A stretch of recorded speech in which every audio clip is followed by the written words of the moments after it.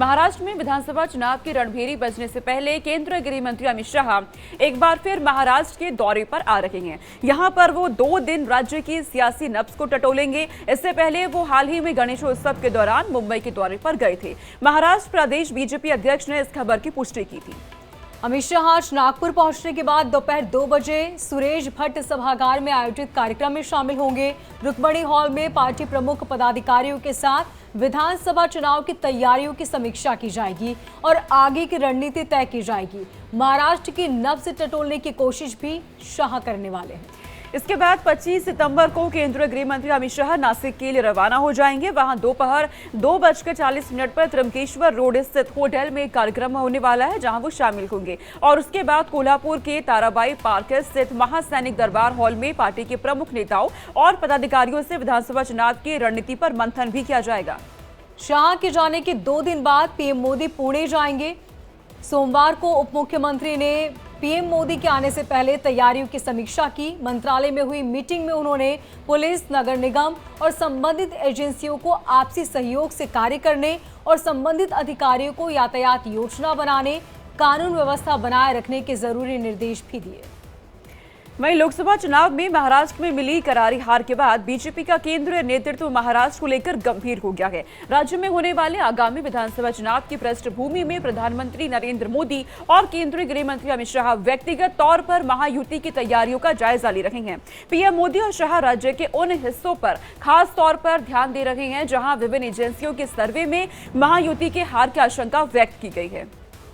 बिल्कुल, और इसी को लेकर तैयारियां जोरों पर हैं। आपको बता दें कि आज अमित शाह जो मीटिंग करने वाले हैं वो कई मायनों में बहुत महत्वपूर्ण है, क्योंकि चुनाव बेहद नजदीक। ऐसे में आगे की रणनीति तय की जाएगी, जरूरी निर्देश दिए जाएंगे, किस तरह जमीनी स्तर पर काम करना है, ये तमाम निर्देश शाह देंगे। और उसके बाद पीएम मोदी पहुंचेंगे, जहां अधिकारियों के साथ पीएम मोदी बड़े नेताओं के साथ मुलाकात करेंगे। और यही वजह है कि वहां पर उप मुख्यमंत्री ने सबसे पहले तमाम निर्देश दिए हैं व्यवस्था ठीक रखने के, और तमाम तैयारियां भी पूरी की जा चुकी हैं। तो आगामी चुनाव को लेकर हर राजनीतिक दल महाराष्ट्र में पूरी तरह से एक्टिव नजर आ रहे हैं। बयानबाजी का दौर भी अब देखने को मिल रहा है। और इन सब के बीच गृह मंत्री अमित शाह लगातार महाराष्ट्र पहुंच रहे हैं। तैयारियों का जायजा लिया जा रहा है कि आगामी चुनाव को लेकर तैयारियां कैसी चल रही है। अभिषेक शर्मा हमारे साथ जुड़ गए हैं, मुंबई से अधिक अपडेट वो देंगे। अभिषेक, महाराष्ट्र में गृह मंत्री अमित शाह का दौरा है, वो पहुंचने वाले हैं, क्या तैयारियां हैं इसे लेकर?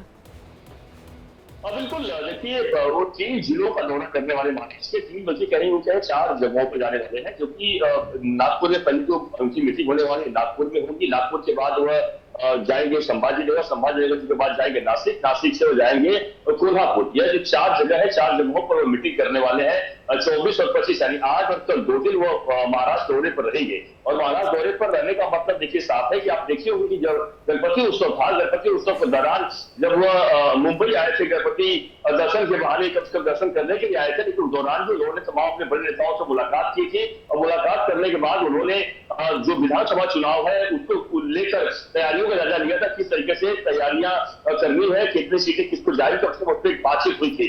लेकिन क्योंकि विदर्भ, आपको नागपुर इसलिए बता रहा हूँ, नागपुर विदर्भ है, विदर्भ एक बड़ा एरिया आता है। और विदर्भ में इस बार बीजेपी का परफॉर्मेंस जो रहा वो सही नहीं रहा है। लोकसभा चुनाव की मैं बात कर रहा हूँ, लेकिन यही कारण है कि विदर्भ में अगर अच्छी स्थिति रही, पिछली बार 2019 की बात करें तो बीजेपी के लिए अच्छा सीटें गुजर से लिया था, लेकिन इस बार निराशा हाथ लगी थी।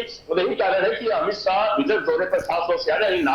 नागपुर के आसपास के जितने भी विदर्भ के जो जिले हैं, 12 जिले आते हैं, उन तमाम जगहों पर के नेताओं को बुलाया गया है, बातचीत करेंगे और उसकी वजह से बीजेपी को मजबूत करने का काम किया जाएगा। वहीं अगर हम संभाजीनगर की बात करें, जो पहले औरंगाबाद से हम जाया जाता था, संभाजीनगर जाहिर सी बात है कि एक बड़ा एरिया आता है। वहां से मराठा जो लोग हैं वह कहीं कहीं उस एरिया मराठा जो एरिया आता है उसे कहा जाता है। तो कहीं कहीं यहाँ आने का मतलब साफ है कि मराठाओं का जो आंदोलन चल रहा है, कहीं कहीं उसको भी एक राजनीति करने का काम जाहिर समझ अमित शाह करेंगे। जो वोट होता है कहीं कहीं उनमें बातचीत करने का प्रयास एक होगा, और जो नेता है कब उनको उस तरीके से बात की जाएगी। हम नासिक की बात करें, नासिक में भी जाहिर सी बात है कि वो मीटिंग आएंगे, तो नासिक में भी नेताओं से मीटिंग करेंगे। उसके अलावा कोल्हापुर, चूंकि आपको पता है श्री महालक्ष्मी का बड़ा मंदिर है, वहाँ जब आते हैं हमेशा दर्शन करने जरूर जाते हैं। और कोल्हापुर जो एक है उनकी काफी एक जगह काफी खास जगह उनके लिए कही जाती है। तो मतलब साफ है कि देखिए 4 जगहों की वह जो 2 दिनों में जो यात्रा करेगी और 2 दिनों में तमाम लोगों से मुलाकात करेगी, और यह मुलाकात इसलिए अहम हो जाती है कि आपको बताऊं कि इसके बाद चूंकि 26-27 2 दिनों के लिए खासतौर से जो महाराष्ट्र में चुनाव आयोग आने वाला है, जो केंद्रीय चुनाव आयोग आने वाला है, चुनाव आयोग की टीम आने वाली है, और टीम आकर यहाँ पर जायजा लेगी, तमाम पॉलिटिकल नेताओं से मुलाकात करेगी, क्योंकि जाहिर सी बात है कि अक्टूबर के फर्स्ट वीक में चुनाव आयोग की तरफ से प्रेस कॉन्फ्रेंस कर चुनाव की तारीखों का ऐलान कर दिया जाएगा। उसके पहले मुलाकात, उसके पहले अमित शाह का आना, तो तमाम ऐसी जो चीजें दिखाई पड़ रही, मतलब और अभिषेक, इन सबके बीच एक सर्वे भी सामने आया है जिसमें ये है कि आशंका व्यक्त की गई है कई ऐसी सीटें जहां पर महायुति के हारने की आशंका है, तो क्या इन सीटों पे ज्यादा फोकस अब किया जा रहा है? बिल्कुल बिल्कुल, इससे बिल्कुल सही कहा आपने। बिल्कुल देखिए, जिससे मैंने विदर्भ की बात की, नागपुर जो अगर नागपुर आ रहा है, नागपुर ने विदर्भ का जो एरिया है, इस बार विदर्भ में सही तरीके से काम यानी कि यही परफॉर्मेंस लोकसभा में नहीं हो पाया है। तो यही कारण है कि विदर्भ में वह जो आज नागपुर में मीटिंग करके और विदर्भ को पूरी तरीके से साधने का काम कर रहे हैं, क्योंकि मराठवाड़ा, जैसे औरंगाबाद की बात की, संभाजी नगर है आपके नाम से, वहां पर वह आ रहे हैं। तो यानी मतलब साफ ही संभाजी नगर जो मराठाओं का जो एरिया है उसको साधने का काम किया जाएगा।